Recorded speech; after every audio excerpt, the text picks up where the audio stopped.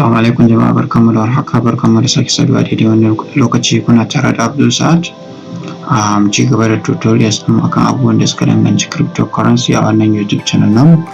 Ga wanda farkon shigowar shi ne wato wannan channel namu, muna mai mushi wato albishir da ya yi subscribing a wannan YouTube channel namu.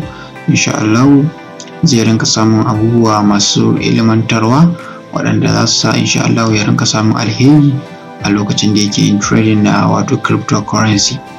So ba tare da bata lokaci ba, yau ma kamar kullum mukan yi analysis, mu faɗa wa mutane abubuwan da muke tunani da waɗanda muke gani za su faru a kasuwar wato crypto.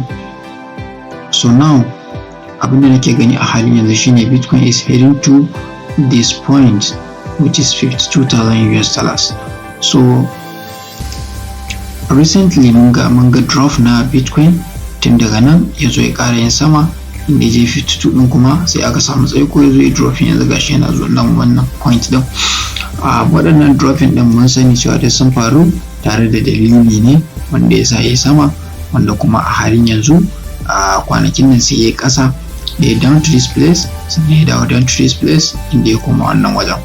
So idan ba manta ba, a baya na yi bayani akan cewa a lokacin da Bitcoin ya zo waɗannan wajajen na yi trading ɗin shi, inda na ringa mai buy because of na ga waɗannan weak candles sannan ga ɗaya nan, ga biyu nan ƙarami, ga na uku, ga na hudu, dukkan su na ɗauki opportunity ɗinsu da na mai wato buy. Unfortunately da na mai buy ya zo nan wajajen sai na fita da riba na, but still da na ga wannan abun sai da ɗauka ai Bitcoin zai ci gaba da yin sama ne. So sai yake following strategy nawa. We all know that nothing is 100% assurance. So ya yi dropping da ni, inda ya dawo nan ƙasa-ƙasa da ni, na ke fita da wato faduwa. What I did is that da na ga ya yi wannan abu, sai na ga wannan candle sun ya fita. A fitar shi wannan candle sai na tabbatar da cewa wato wani news ne yake so ya fitar regarding to Bitcoin, wanda ya janyo Bitcoin din ya faɗo. Sai ne muka je muka duba muka cewa China ne ta ƙara yin bayani akan wato hana wato amfani da wato cryptocurrency a ƙasar ta, wanda daga ƙarshe muka gane cewa wato news ne wanda ya fita da aka riga aka siye shi tintintini, wanda ya janyo wa Bitcoin ya yi weak, ya yi ƙasa, ya yi wannan down ɗin. So a lokacin da ya zo kan wannan candle ɗin, I add another buy da na yi ƙara yin buying ɗin shi, sai ya dawo nan wajajen ma I still buy it, wanda a halin yanzu da ya fita ya zo nan wajajen duk wani wato faduwa da ne a lokacin da yake nan sai na recover ɗinta a wato wannan candle ɗin da ya zo nan. So da ya zo nan sai na ga cewa a nan kasuwa ba ta iya canjawa because of this point da na yi drawing, kun gan shi ne zo hannun wajajen, sai na fita da karamar riba. So ina fita sai Allah ya taimaka, abin sai ya yi ƙasa, da ya yi ƙasa ya ƙara zuwa wannan daidai point ɗin nan sai na narka mai buy. So da na narka mai buy shine ɗan zuƙi yayo na sama, inda nan ma na wato ƙyale shi, wannan ma kan da ya zo ya fita, wannan ya zo ya yi na ƙara mai narka mai buy, ya zo ya yi ƙasa ɗin nan, wanda a halin yanzu gashi yana sama, muna cikin wato riba tsubo. So now ga yanayin da price ɗin Bitcoin yake tafiya shine 49,425. What about other altcoins? Bari mu duba kamar yadda muka yi magana a baya, na sha muku magana akan SFP, wanda SafePal din nan wasu sun san shi, wasu kuma wato ba su san shi ba. So SafePal abin da na duba a kwanakin nan shine Bitcoin ya dinga yin rising, yana yin sama, amma kuma some altcoins still suna yin ƙasa.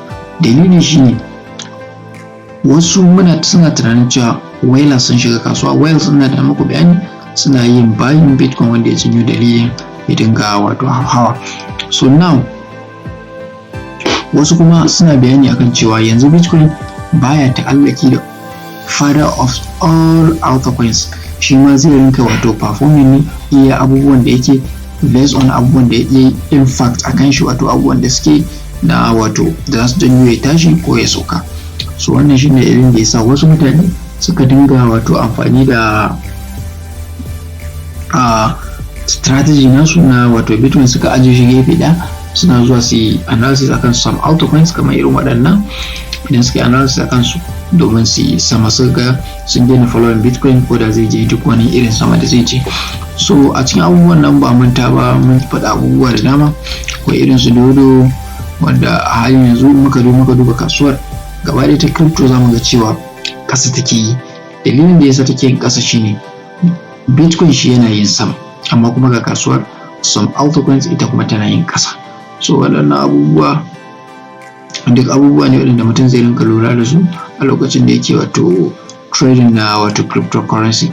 Idan har yau bitcoin yana yin sama, sai ka duba all the altcoins yaya suke, ya tafiyar suke. Kuma muka zo na muka dinga tattaba za ku ga yawancin su da in rate about, amma kuma bitcoin muka duba a bitcoin za mu ga cewa yana kan wato blue ne kamar yadda na taba muku shi haka a BTC USDT.